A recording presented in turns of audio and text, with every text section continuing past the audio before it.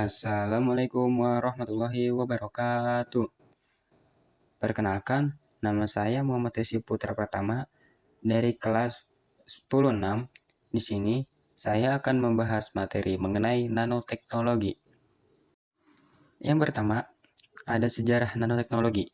Secara sederhananya, teknologi nano merupakan teknologi yang berbasis pada rekayasa material dalam skala nanometer 10 sampai 9 meter. Konsep teknologi nano pertama kali diperkenalkan oleh fisikawan Richard Feynman pada tahun 1929 melalui presentasinya yang berjudul There's Plenty of Room at the Bottom. Lalu, adapun pengertian dari nanoteknologi adalah manipulasi materi pada skala atomik dan skala molekular. Diameter atom berkisar antara 62 pikometer sampai 522 pikometer, sedangkan kombinasi dari beberapa atom membentuk molekul dengan kisaran ukuran nano, yaitu ukuran benda yang besarnya 1/miliar meter atau 1 meter dibagi 1 miliar. Kemudian, ada manfaat nanoteknologi. Yang pertama, di bidang lingkungan. Teknologi nano membantu menciptakan baterai yang dapat menyimpan lebih banyak energi buat mobil listrik, serta penciptaan panel surya yang dapat mengganti lebih banyak sinar matahari sebagai listrik.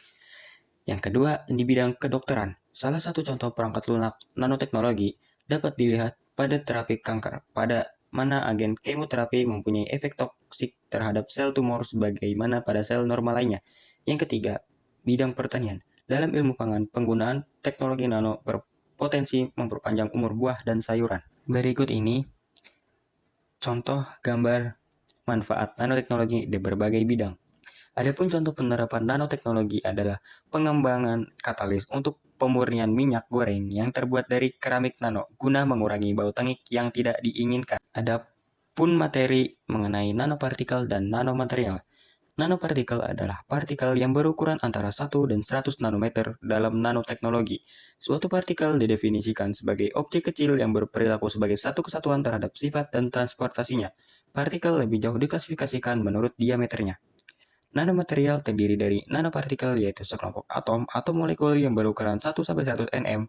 Ukuran partikelnya yang sangat kecil memberikan keuntungan yang signifikan, yaitu peningkatan besarnya luas permukaan partikel yang nantinya akan menyebabkan peningkatan laju reaksi yang terjadi pada permukaan material. Adapun gerak Brown. Gerak Brown adalah gerakan terus-menerus dari suatu partikel zat cair ataupun gas. Artinya, partikel-partikel ini tidak pernah dalam keadaan stasioner atau sepenuhnya diam. Hal ini pertama kali dibuktikan dan dicetuskan oleh Robert Brown, seorang botanis Skotlandia pada tahun 1827. Lalu, terdapat hukum Moore.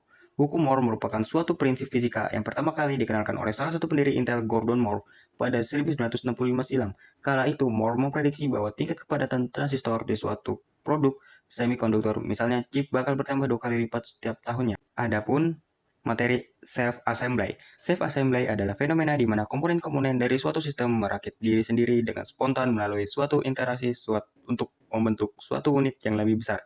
Proses self-assembly dapat terjadi dengan spontan di alam, misalnya dalam sel dan sistem biologi lainnya. Sekian penjelasan materi yang dapat saya sampaikan, kurang lebihnya mohon maaf. Terima kasih. Wassalamualaikum warahmatullahi wabarakatuh.